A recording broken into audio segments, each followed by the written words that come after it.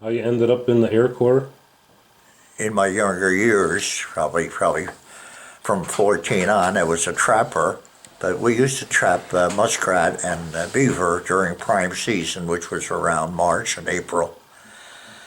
And we used to go down to New York City to sell the fur off rather than to a local fur dealer because he would always lowball you on the furs. That I was light enough that I was able to go out on 1 inch of ice, spread eagle, to bring in a beaver. And Bill Conroy, who runs a bait store, well, he's dead, but his children still run a bait store on 19th Street in WWII, had me go out with a clothesline to bring in a beaver. And they wanted me to tie the beaver to the thing and he'd pull it in. I said, no, I should tie the first part of it to me and then the beaver. Because that ice was crackling under me, and that beaver was what they call a blanket beaver. From the nose, tip of the nose to the tail was 70 inches. And that was $1 an inch we got for him, $70. That's a 6-foot beaver. Yeah. But anyhow, that was part of growing up. That and going to the YMCA, doing tumbling, weightlifting, and staying in shape. And there was always one free night that the YMCA allowed us to go in to do our exercise and tumbling and playing basketball and then swimming in a warmed up pool. I always look forward to that. I think it was a Thursday night they allowed us to go in there. And I met a lot of good friends that went into service with me. And I always was a help nut about doing exercise and the proper foods. I do believe that's why I've lived to the 91 years of age. But I'm thankful to God for my memory. That's the most important thing that I own. And I'm tending to write a book more family-oriented than militarily oriented. But from WWII, I had gone into the service, and at Camp Upton was the first place we hit. And then we were sent on. No, I think it was in Camp Upton that they decided where we were slated, what portion of the service, whether it was the Army Air Force or infantry or artillery. But because I worked in a machine shop and I developed a good mechanical ability, they put me into the Air Force. And from Camp Upton, we were shipped down to Miami Beach, Florida, which was the northern geese, they called the northern people that went down to Miami Beach, would pay $40 to $100 a day for a hotel down there. Here we were in the Air Force, and we were picking up our basic training down on Ocean Drive, which was loaded with the beautiful hotels. I stayed at the Winter Haven, and we'd go and do our laundry up on top of the roofs with a scrub brush. And we often saw ships that were being torpedoed out along the Atlantic coast. And they didn't advertise it in the newspapers that the American ships were being sunk by the German submarines, but often, almost every day, we see the smoke of a ship being sunk. So many ships were sunk, and they would never say how many. It was always kept a secret. But we knew, and the poor sailors and seamen that drowned out there. But anyhow, we used to do our drills with a band every Saturday for the officers on Flamingo Park, and I used to love that because marching with the band, it was a tremendous thing. And I always loved to sing, so I would always, when we'd march from our hotel down to eat to the cafeteria, it would be about 10 blocks, and we'd do the different songs of that the Army did for cadence, 1, 2, 3, and 4. And I sometimes would start it off, and the drill instructor would count off. But I'm going way back on that. And then from Miami Beach, we were sent to Lincoln, Nebraska. And that was the basic training in aircraft, mostly how to repair aircraft, whether they were cloth, we would learn to sew fabric, or aluminum, how to rivet, and also carburetors and engines, but it was only basic to find out what kind of grades you carried. Well, I happened to have a pretty good grade in engines, so they sent me on to Allison Engine Specialist School, Indianapolis, Indiana, and that was a great school. They had test blocks where they'd have an Allison engine, and they would induce different troubles in the engine, and then they'd send out whoever thought they could solve what was going on with it out, and they would close the curtain so that you couldn't see what the person was checking out. And he would have to come back in and tell the lead teacher there what he had found, and would it start again. And many of the times they couldn't start the engine because he didn't discover what the problem was. I had pretty good luck with that, and usually it was up in the ignition that they would have the problem. Either that or a manifold pressure regulator would give them problems. But I enjoyed that school, and to this day I used to take and rebuild marine engines for the mahogany inboards. I had owned 4 of them, and I loved them. But every one that you picked up usually had to have an engine job, and I would rebuild them. Overseas, well, first of all, I said we went to Oklahoma City to Will Rogers Airfield, and we worked on B-25s there for a while, and also the P-38s, but they were known as F-5Js because they were photo reconnaissance. And it seems to be that I was lucky in the fact that working on a plane when it was rainy day, and I slid off the wing and broke my right wrist. And I was taken out of the outfit that went over to the Pacific and was placed into the 39th Photo Reconnaissance, which were slated to go overseas to Europe. So I figured out I was very, very lucky to go to the European theater rather than the Pacific theater. And we shipped out of Muskogee, Oklahoma to New York City, and it was Christmas time, I remember, because looking up the Hudson River 150 miles away from my home, and here it was Christmas Eve, and we were boarding a ship to go to Europe. And we landed in Southampton, and we were stationed into a camp. I think they called it Lucky Strike. They seemed to name the camps different name: Chesterfield, yep. Lucky Strike, Pall Mall. Yep. I recall that because for about 3 or 4 days they had prisoners of war from the Italian service, and they used to take and give us our food. And it usually was a can of sea rations with the biscuit, the cigarettes, the toilet paper, and the other one was usually corned beef hash. Well, we had corned beef hash for breakfast, dinner, and supper while we were in the interterm waiting to be distributed somewhere else. And we get awful heartburn from that corned beef hash. And we would try to buy bread or whatever it is from the English people that passed by, but they very rarely had anything to sell us. But from Lucky Strike, we were shipped over to Le Havre, because it was like D-63 or something like that. It was a couple of months after the breakout of a police pocket. Mm-hmm. And we were joined up into the follow-up of General Patton's troops in the Third Army when he broke through. But they failed to join up and stop off the capture of a lot of German troops in that Falaise pocket. And it was not because of General Patton's actions, but mainly the British were a little bit slow in closing the pocket, and a lot of them got away. It seemed like they always had to stop at a certain time and have their tea. But they were good, hard-fighting soldiers, too. And so we picked up our aircraft at that time, and we followed Patton, and we did most of the photo-recon for his group, with telling them where the next bombing runs were, and also where the troops were, where their supplies were. And Patton always moved with his tanks, and we followed with his tanks. He always asked us to fly in what they call a finger four pattern.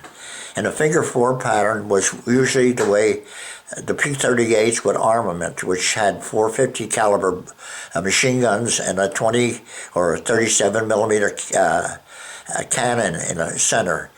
And they were always afraid of getting strafed by these P-38s. But whenever they went out in the figure four pattern. But because our planes only had cameras and no guns at all, he said, we'll fly it in the figure four, and I think there's more fighters than what we had. And they would always fly their missions in figure four pattern.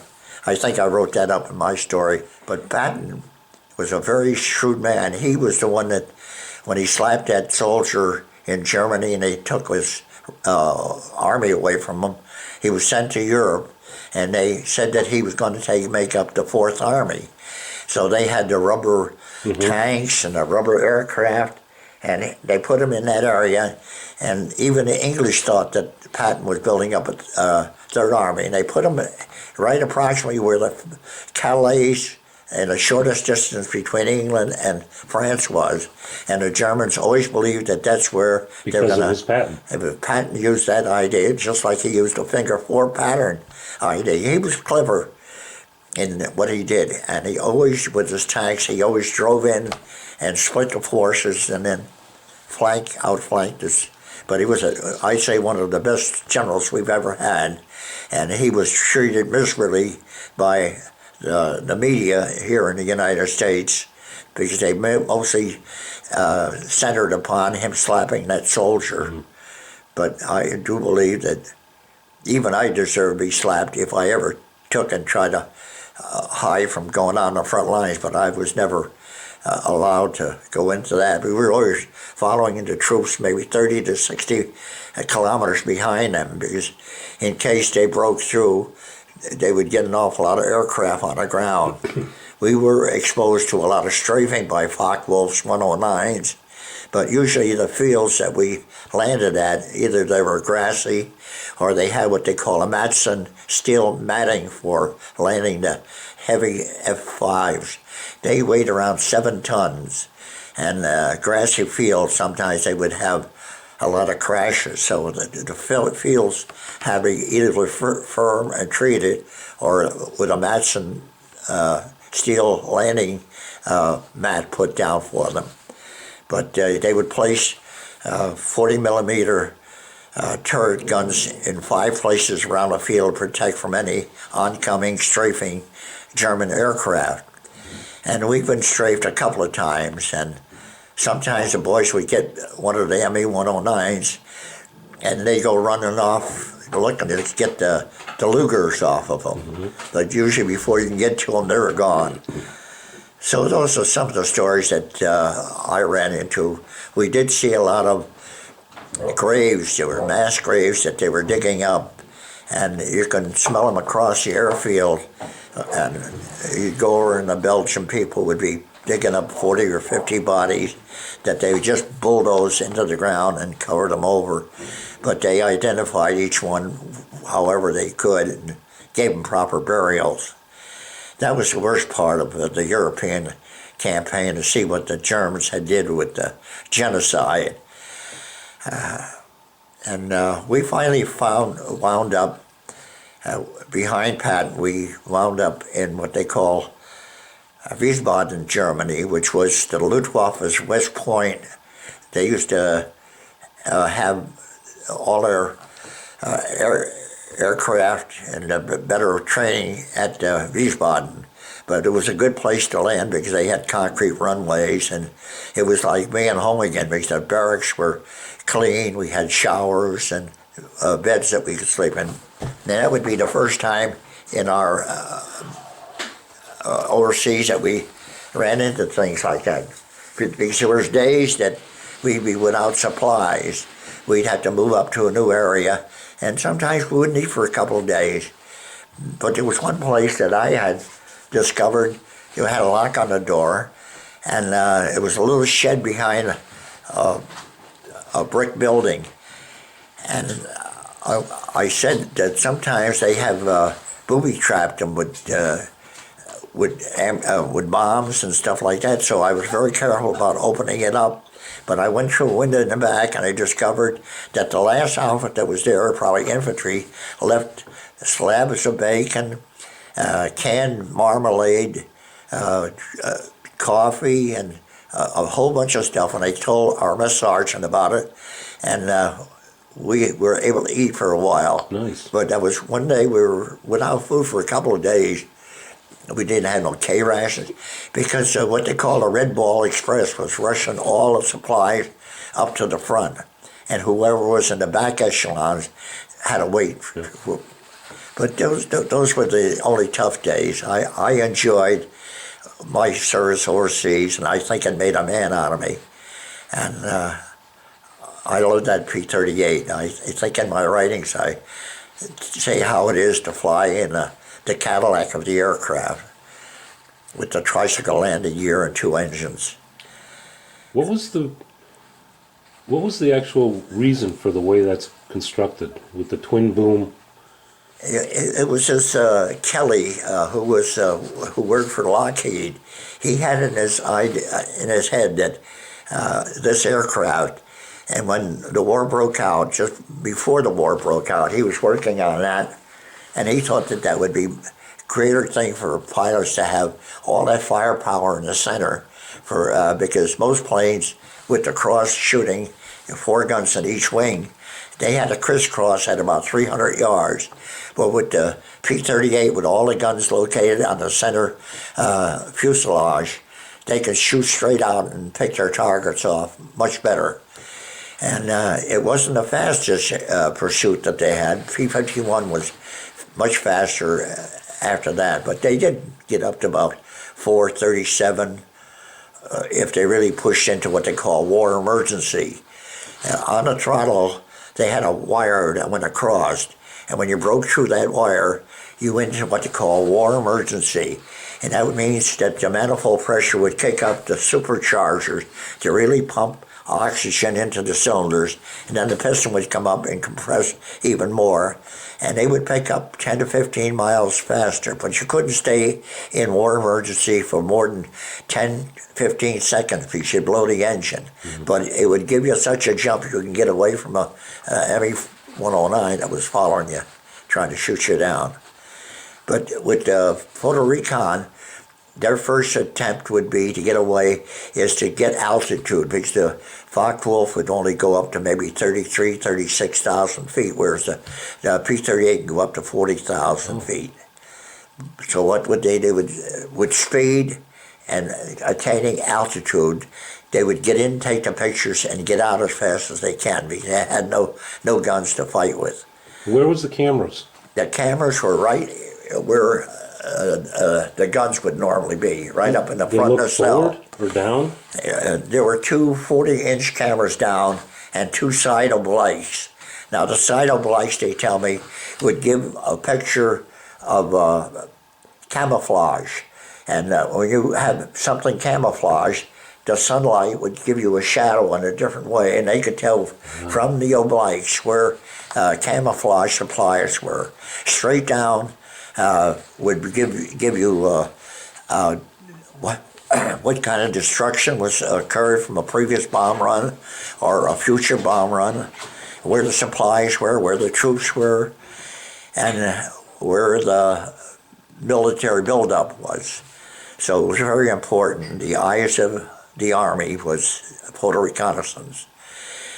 They would take and have pictures that went sequentially, and it would take 250 square miles of pictures, but it would be placed on a floor, and intelligence people with magnifying glasses would pick out the very next day bombing runs. That was that fast from the time we flew the pictures in. Was it still shots or? They were still shot. Nobody. They were flat shots. And it usually was at 20,000 feet, they would take it with the 40-inch cameras, and about 200 miles an hour. They had a unit that was in front of the pilot that was hooked into the trigger on his controls of his yoke. And instead of guns going off, he would take and set what they call an intervalometer. and the intervalometer would make the cameras go off sequentially at 20,000 feet so they would match up on the ground. And they would fly sometimes in the squadron and get an area of probably 10 square miles Wow. in one pass. So it was easy for them to take and photograph 250 square miles and get out of there. High resolution. Yes. But that intervalometer was quite a thing. I guess. Yeah. This is quite a science. Yeah, because you had to fly at a certain speed and a certain height for everything to gel together. Yeah. And it would click off the cameras. You have in the book that I gave you several restricted shots of an airport where you see where the bombs had fallen. Yeah.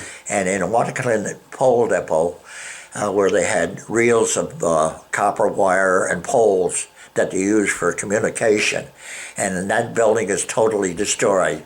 But it was flown in with a nose camera at 75 feet and 2 shots approaching it at about maybe a half a mile, and then one right on top, and it showed how the whole place was totally destroyed.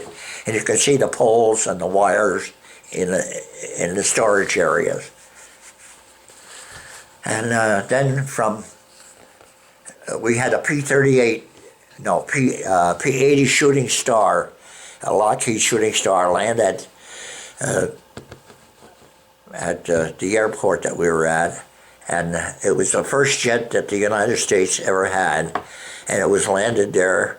They didn't get it to go into combat or anything, but we were indoctrinated into looking at it, and we were to go to Japan because the war wasn't over, and they were going to send us over there after we picked up some P-80 Shooting Stars in the United States. So we moved out in July 29th of 1945 to England, to Southampton, and aboard the USS America, we came back into the United States to pick up the P-80 Shooting Stars. But I had developed pleurisy on board ship, and I was sent to Utica General Hospital, Rhodes General. And while I was there, the atom bomb was dropped on Japan August 6th. And thank God for that, because at that time we had a saying, the Golden Gate in 48. We figured the war would be over in 1948. And because of the bomb and Truman making that decision to bomb Japan, we probably saved 500,000 to 1 million troops invading Japan, because they were ready to fight to death for every person in Japan. When the bomb was dropped and I got out of the Rhodes General Hospital in Utica, I was sent down to McGill Airfield in Tampa, Florida, to pick up the P-80s, but it never occurred. They were in a process of discharging people with the most amount of points. And the point arrangement was, I think, 2 points for each month overseas, and 1 point for each month in the United States. And then they had a system of 85 points where they were allowed to go back home and get discharged. But because I didn't quite have 85 points, but because there were no more people coming in, they discharged me just before Thanksgiving of 1945. But I had picked up a couple of furloughs, and on one of the furloughs, I happened to meet a beautiful girl, and within 1 month we were married, and that lasted almost 70 years. No, she was in Cahos, and I met her at a Polish dance floor. She was 17 and a half, and I had just turned 21, and we went to the priest to find out if we can get married, because at that time we thought we would still have to go over and serve duty over in Japan, occupied territory. But that didn't happen. The priest allowed us to get married within 1 month, and my mother and father liked the girl because she could talk Polish and I could talk Polish, and that was the thing. The ethnicity helped us, I guess, get married. Her mother and father liked me. Because as a matter of fact, the night I met her, I brought her home at 11:30, and her father was outside, and he was giving her the business because she was coming home so late. And I spoke to him in Polish, and I impressed him, and he invited me for dinner the next day. But from then on, it was straight downhill to a beautiful marriage. Win the father, win the daughter. Yes, that's what it was. Yes, he was really mad at her, but when I talked to him, he was impressed with my Polish language, and he invited me to dinner, Sunday dinner, because it was a Saturday night. And I went there on dinner, and I saw her all that week. And I gave her a diamond engagement ring on a Saturday. I had $300 or so that was overseas money, and I bought her a diamond. And from there on, 3 weeks later, we were married. Then I went back into service, and she tried to follow me back, but I shipped out to Tampa, Florida. But the marriage lasted almost 70 years, and it was a wonderful marriage. So that's about all I can say about the military aspect of it. I was only exposed a few times to sniper fire, but that was natural behind the lines. Yeah. So sometimes we'd have to hit the ditch when we hear them, because from a distance they couldn't quite hit you, but sometimes they did get you. Sometimes they were accurate. But like I say, I thank the U.S. government for making a man out of me by allowing me to go into the Air Force. I picked up quite a bit of knowledge there. And I used to go for carp. Well, we went out on the river in 1936 before the Sacandaga Reservoir was built, and the water was right up to 2nd Avenue. And he asked me if I want to go out on the river. He said, you pick up a lot of stuff that's floating around. I said, yeah, it's kind of dangerous when we didn't have the life vests or nothing. So I went out with him, and we get over, and we're looking over across the Troy. You couldn't see the docks because it was a 15-foot stage flood level. And in this one building, we see chickens flying out the window. And it must have been Chuck Rowe, who was a chicken dealer, and he had people defeather them and butcher them up, and they used to sell to the markets. Well, he didn't want the chickens to drown, so he was releasing them out of the cages. So we, with the boat, we went out and we picked up the chickens, and he twist their necks. And we got about 40 or 50 chickens in a boat. And we found a bamboo pole, and we tied the chickens up with their feet, and we're walking down through Watervliet, and it was Depression days in 1936. That was probably the height of Depression. And we gave it to every family that saw us walking by.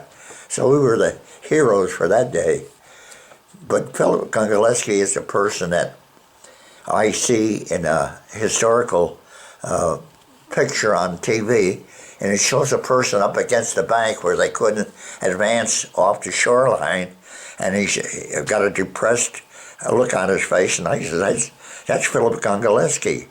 So I called up his brother, and I asked him if he was killed, because I knew he was dead, killed on D-Day in Europe. He said, no, he was killed on the island of Luzon.